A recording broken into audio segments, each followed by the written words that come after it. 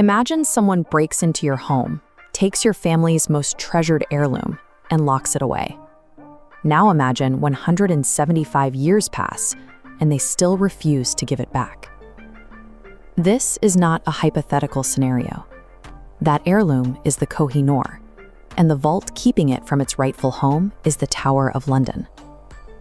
Valued at nearly 2 trillion rupees, it is arguably the most famous diamond on Earth. Yet today, if an Indian citizen wants to see their own looted heritage, they have to buy a £29 tourist ticket to look at it behind British glass. The Kohinoor remains a physical manifestation of a colonial injustice that has never been corrected, currently resting on the crowns of British royalty. To understand the weight of that injustice, we have to look back 5,000 years to the Golconda mines of Andhra Pradesh. For thousands of years, this specific region in India was the absolute only source of diamonds on the entire planet. Before discoveries in Brazil and Africa centuries later, every diamond in every royal court globally came from Indian soil. The Kakatiya kings placed the Kohinoor in the crown of a goddess, renowning it as a sacred fragment of the divine. But that immense value brought violence. The diamond became a magnet for foreign invaders. Rulers like Babur and Nadir Shah slaughtered tens of thousands to claim it. Every empire that took the Kohinoor by force experienced a brief period of immense glory, followed almost immediately by bloody, complete collapse. By the 1800s, the stage was set for the British. In 1839, the death of Maharaja Ranjit Singh destabilized the powerful Sikh empire. Through a series of rapid successions, the crown fell to his youngest son, Dalip Singh, who was just 5 years old. What followed was a decade of chaos. 2 Anglo-Sikh wars and brutal internal betrayals led to the complete British takeover of Punjab in 1849. The British East India Company presented the Treaty of Lahore to Dalip. He was, at this point, an orphaned 10-year-old boy surrounded by foreign soldiers. This diagram shows the transfer.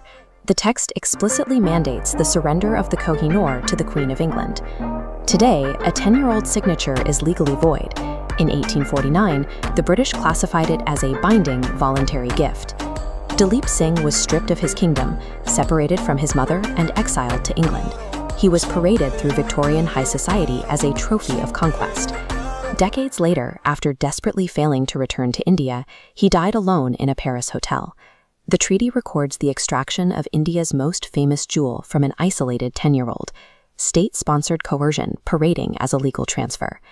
By 1851, the British Empire proudly displayed their stolen prize at the Great Exhibition in London, eager to show the world proof of their dominance. But the British public was underwhelmed.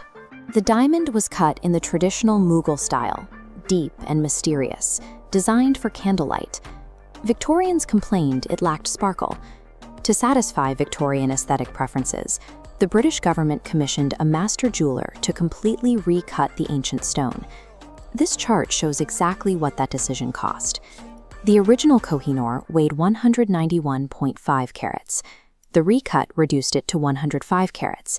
86 carats of ancient Indian heritage, nearly half the diamond's mass, were literally turned to dust without India's permission.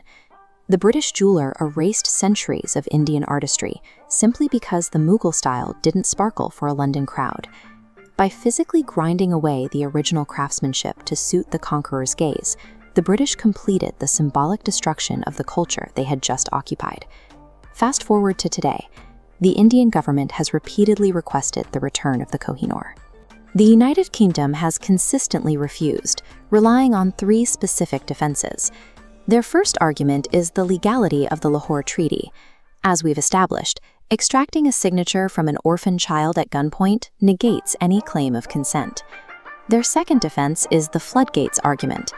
British officials claim that if they return the Kohinoor, they will have to empty their museums of artifacts claimed by Greece, Egypt, and Nigeria. This logic admits the true nature of their collection. By making this argument, the UK acknowledges that a massive portion of the 8 million objects in the British Museum were acquired through non-consensual colonial theft. Their third argument is safety.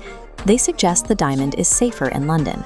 This argument assumes that a 5,000-year-old civilization, the builders of the Taj Mahal and the Ajanta caves, is incapable of protecting its own heritage.